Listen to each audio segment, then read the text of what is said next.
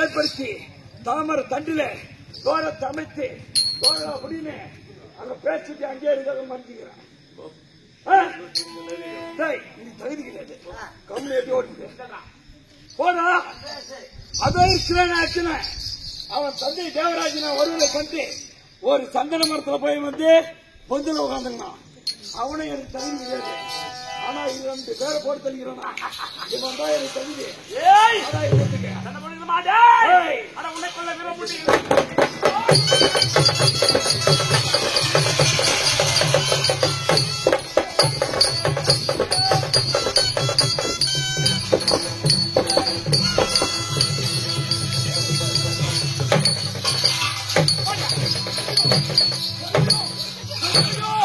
Come on!